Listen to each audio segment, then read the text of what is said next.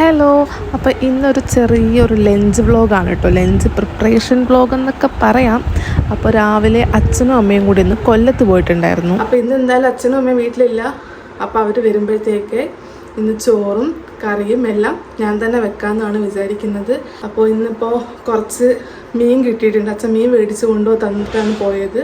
അപ്പോൾ മീൻ വെട്ടി കറി വെക്കണം, പിന്നെ എന്തെങ്കിലും ഒരു തോരൻ വെക്കണം, മീനൊന്ന് വറുക്കണം, കുറച്ച് ഒരു എന്താ പറയുക, ഒരു ചെറിയ രീതിയിലുള്ളൊരു തട്ടിക്കൂട്ട് ഊണെന്ന് കണ്ടാലോ. രാവിലെ അച്ഛൻ പോകുന്നതിന് മുന്നേ തന്നെ മീനൊക്കെ മേടിച്ച് തന്നിട്ടുണ്ടായിരുന്നു. ഈ മീൻ ഇവിടെ കൊല്ലത്തോട്ടൊക്കെ കൊഴിയാളാന്നാണ് കേട്ടോ പറയുക. എല്ലാ സ്ഥലത്തും ഈ പേര് തന്നെയാണോ പറയാമെന്ന് എനിക്കറിയില്ല. ഇവിടെയൊക്കെ കൊഴിയാളാണെന്നാണ് പറയുക കേട്ടോ.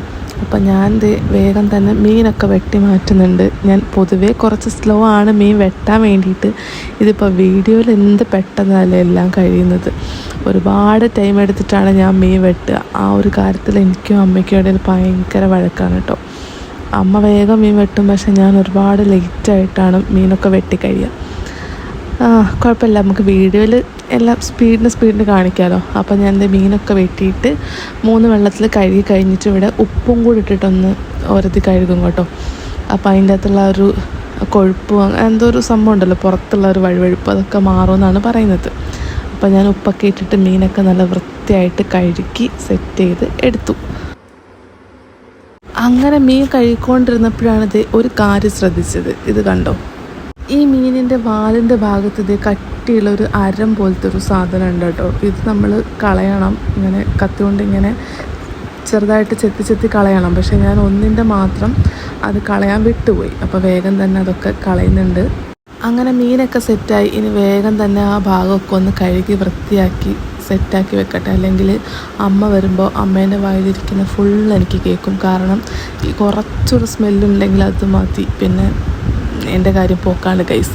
അപ്പോൾ ഞാൻ വേഗം തന്നെ അവിടെയൊക്കെ കഴുകി വൃത്തിയാക്കി സെറ്റ് ചെയ്ത് വെച്ചിട്ടുണ്ട്.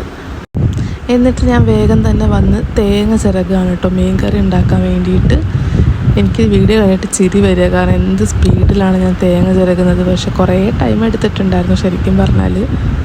ഇനി നമുക്ക് ഓരോ പണികളിലായിട്ട് തുടങ്ങാം കേട്ടോ. അപ്പോൾ ഫസ്റ്റ് തന്നെ ഞാൻ സ്റ്റൗ കത്തിച്ചിട്ട് കറിച്ചട്ടി അടുപ്പത്ത് വെക്കുന്നുണ്ട്. മീൻകറിയാണ് ആദ്യം ഉണ്ടാക്കാൻ പോകുന്നത്. അപ്പോൾ ഞാനിന്ന് തേങ്ങ അരച്ചൊരു മീൻകറിയാണ് കേട്ടോ ഉണ്ടാക്കുന്നത്.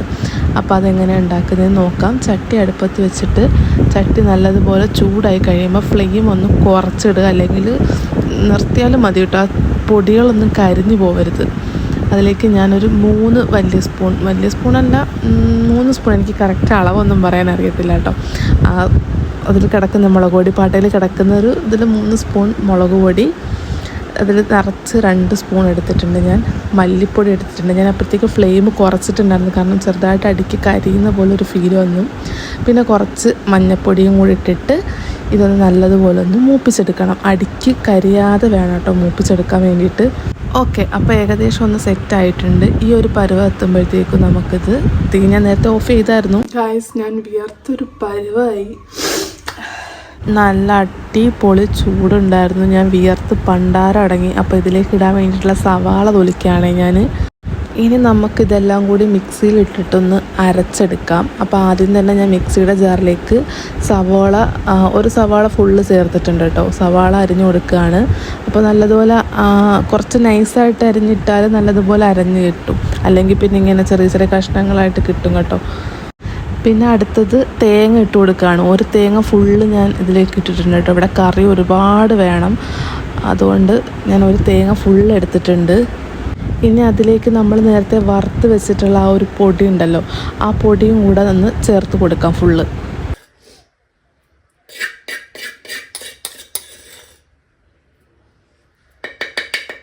എന്നിട്ട് ആവശ്യത്തിനുള്ള വെള്ളവും കൂടി ചേർത്തിട്ട് ഇതൊന്ന് നല്ല പേസ്റ്റാക്കി ഒന്ന് അരച്ച് കൊണ്ടുവരാവേ.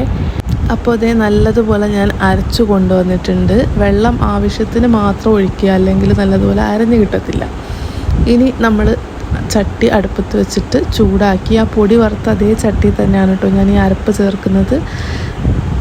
എന്നിട്ട് നമുക്ക് ആ മിക്സിയിലേക്ക് കുറച്ച് വെള്ളവും കൂടെ ഒഴിച്ചിട്ട് ഒന്ന് കഴുകി ഒഴിക്കാം. ഒരുപാട് വെള്ളം ഞാൻ ഇപ്പോൾ ചേർത്ത് കൊടുക്കുന്നില്ല, കാരണം ഇതിലിടാൻ വേണ്ടിയിട്ട് പച്ചമാങ്ങയോ ഒന്നുമില്ല. അതുകൊണ്ട് ഞാൻ പുളിയാണ് പിഴിഞ്ഞൊഴിക്കുന്നത്. ആ സമയത്ത് എന്തായാലും നമുക്ക് എക്സ്ട്രാ വെള്ളം ഇതിലേക്ക് ചേർക്കണം. അതുകൊണ്ട് ഞാനിപ്പോൾ കുറച്ച് വെള്ളമേ ചേർത്ത് കൊടുക്കുന്നുള്ളൂ. വടക്കംപുളി ഉണ്ടായിരുന്നെങ്കിൽ അത് ഇടായിരുന്നു, പക്ഷേ വടക്കംപുളി ഇല്ല ഗൈസ്. അപ്പോൾ ഞാൻ വാളംപുളിയാണ് കേട്ടോ ചേർക്കുന്നത്. എന്നിട്ട് ഇതിലേക്ക് തക്കാളി ചേർത്ത് കൊടുക്കുകയാണ്. തക്കാളി ചേർക്കാൻ വേണ്ടിയിട്ട് ഞാൻ ഫ്രിഡ്ജ് തുറന്ന് നോക്കിയപ്പോഴാണ് അതിലൊരു തക്കാളിയേ ഉള്ളൂ. ഒരു 2 എണ്ണമൊക്കെ ഇടുന്നതായിരിക്കും കുറച്ചുകൂടെ ടേസ്റ്റ് കിട്ടുക, പക്ഷേ ഒരെണ്ണമല്ലേ ഉള്ളായിരുന്നു. അച്ഛനും ഇല്ല ഇവിടെ, അതുകൊണ്ട് ഞാൻ പിന്നെ ഒരെണ്ണം തന്നെ കണ്ടിച്ചിട്ടു. പിന്നെ ഒരു 3 പച്ചമുളകും കൂടി ചേർത്ത് കൊടുക്കുന്നുണ്ട് കേട്ടോ. എരിവിന് അനുസരിച്ചിട്ട് നിങ്ങൾക്ക് പച്ചമുളക് ചേർത്ത് കൊടുക്കാം. ഞാനിവിടെ 3 എണ്ണേ ചേർത്തിട്ടുള്ളൂ. ഇനി ഈ കറിക്ക് ആവശ്യമായിട്ടുള്ള ഉപ്പും കൂടെ ചേർത്തൊന്ന് മിക്സ് ചെയ്തിട്ട് കുറച്ച് നേരം ഒന്ന് മൂടി വയ്ക്കാം, ഒന്ന് തിളച്ച് വരട്ടെ. അപ്പോൾ കറി അവിടെ തിളയ്ക്കുന്ന സമയം കൊണ്ട് ഇതിലേക്ക് ഇടാനുള്ള പുളി ഒന്ന് വെള്ളത്തിലിട്ട് വെക്കാം. അപ്പോൾ ഞാൻ ഒരു ഉണ്ട പുളി, ഒരു നെല്ലിക്ക വലിപ്പം എന്നൊക്കെ പറയാം, അത് അത്രയും എടുത്തിട്ട് പുളി വെള്ളത്തിലിട്ടിട്ട് കുറച്ച് നേരം ഒരു 5-10 മിനിറ്റ്, ചൂടുവെള്ളമാണെങ്കിൽ പെട്ടെന്ന് അതിൻ്റെ പൾപ്പ് കിട്ടും കേട്ടോ. ഞാനിവിടെ സാധാ വെള്ളമാണ് എടുത്തിട്ടുള്ളത്. അതിന് ശേഷം ഞാൻ ഇതിലേക്ക് 3 മീൻ പൊരിക്കാമെന്ന് വിചാരിച്ചിട്ടുണ്ട്. അപ്പം 3 മീൻ വരഞ്ഞ് മാറ്റി വെച്ചിട്ട് ബാക്കിയുള്ള മീൻ കറിയിലേക്ക് ഇടാൻ വേണ്ടിയിട്ട് അതൊന്ന് കട്ട് ചെയ്ത് മാറ്റുകയാണേ.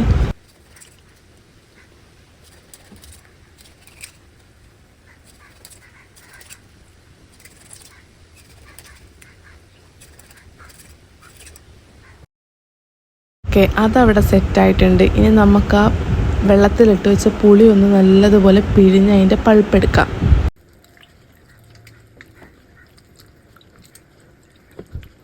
അപ്പോൾ കറി നല്ലതുപോലെ തിളച്ച് വന്നിട്ടുണ്ട്. ഈ ഒരു സമയത്ത് നമുക്കിതിലേക്ക് പുളിവെള്ളം ചേർത്ത് കൊടുക്കാം. നല്ലതുപോലെ പിഴിഞ്ഞ് ചേർത്ത് കൊടുക്കണേ.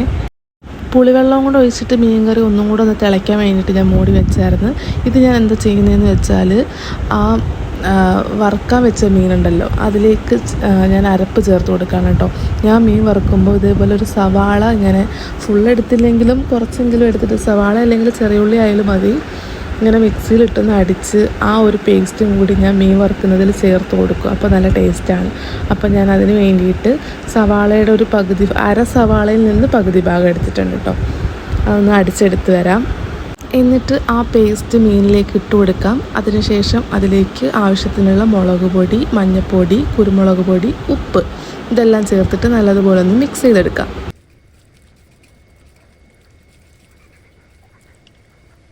അങ്ങനെ അരപ്പ് പുരട്ടി അതൊരു 5 മിനിറ്റ് മാറ്റി വെച്ചിട്ടുണ്ട്. ആ സമയത്ത് നമ്മുടെ മീൻ കറി ഇവിടെ നല്ലതുപോലെ തിളച്ച് വന്നിട്ടുണ്ട്. ഇനി ഇതിലേക്ക് മീൻ ഇട്ട് കൊടുക്കാം.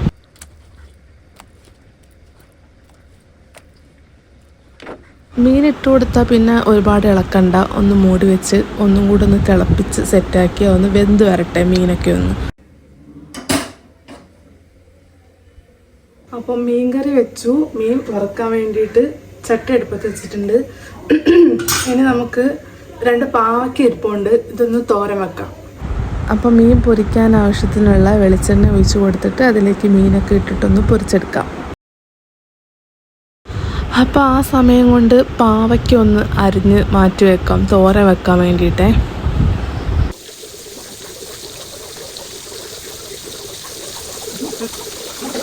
അപ്പോൾ പാവയ്ക്ക് അറിഞ്ഞുകൊണ്ട് നിന്നപ്പോഴത്തേക്കും അമ്മയും അച്ഛനും വന്നിട്ടുണ്ടായിരുന്നു. അവർ വരുന്നതിന് മുന്നേ തന്നെ എല്ലാം സെറ്റ് ചെയ്യണം എന്നായിരുന്നു വിചാരിച്ചത്.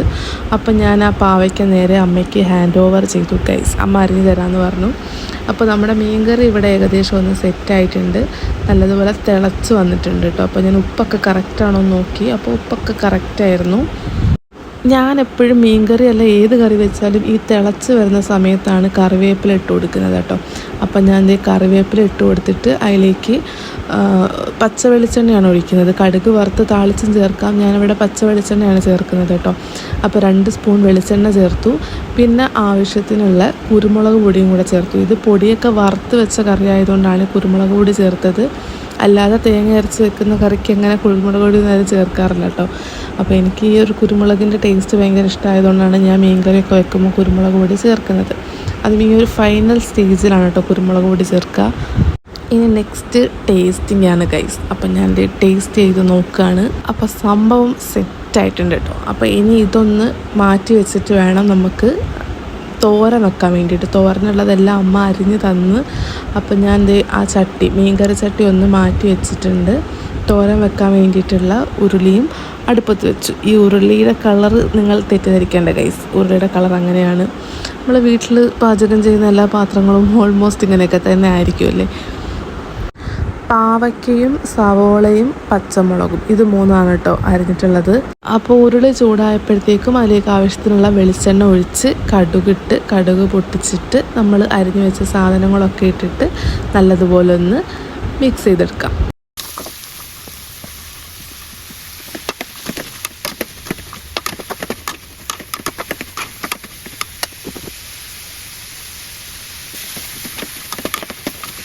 അപ്പോൾ ഏകദേശം ഒന്ന് വഴണ്ടി വരുമ്പോഴത്തേക്കും അതിലേക്ക് കുറച്ച് മഞ്ഞൾപ്പൊടിയും കുറച്ച് തേങ്ങയും കൂടി ചേർത്തിട്ട്, ഞാനൊരു അരമുറി തേങ്ങ ചേർത്തിട്ടുണ്ട്. പാവയ്ക്ക് കയ്പല്ലേ, ആ കയ്പൊന്ന് ബാലൻസ് ചെയ്യാൻ വേണ്ടിയിട്ടാണ്.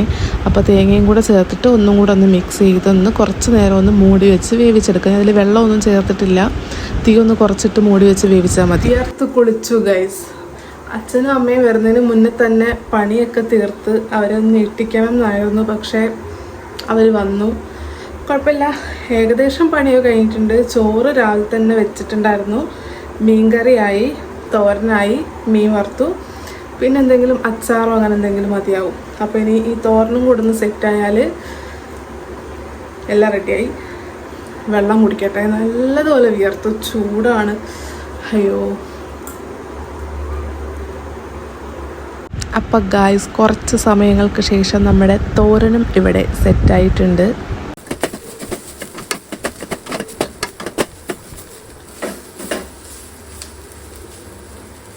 ഇനിയിപ്പോൾ എന്താ, ഇതെല്ലാം കൂടി കൂട്ടി ഒന്ന് ചോറ് കഴിക്കണം, അത്രേ ഉള്ളൂ. കുറച്ച് മീൻകറി ഇങ്ങനെ വയ്ക്കാം, അതിൻ്റെ മുകളിലോട്ട് ഇന്നത്തെ മീൻകറി വയ്ക്കാം, പിന്നെ കുറച്ച് പാവയ്ക്കത്തോടെ വെക്കാം, എന്നിട്ട് കുറച്ച് വറുത്തമീൻ എടുത്തിട്ട് വെച്ച്. അപ്പോൾ ഞാൻ ഉണ്ടാക്കിയ കറികളെല്ലാം കൂട്ടിയിട്ട് അച്ഛൻ എന്തേ കഴിക്കുകയാണ് ഗൈസ്. അച്ഛനോടൊന്ന് ചോദിച്ചു നോക്കാം എങ്ങനെ ഉണ്ടെന്നുള്ളത്. ഈ ഒരു എക്സ്പ്രഷൻ കിട്ടിയാൽ മതി എനിക്ക്. പിന്നെ ഞാൻ വീഡിയോ ഒന്നും എടുത്തിട്ടുണ്ടായിരുന്നില്ല കേട്ടോ, കുറച്ചൊന്ന് ക്ഷീണിച്ചു പോയി, പിന്നെ ഞാൻ കിടന്നുറങ്ങി.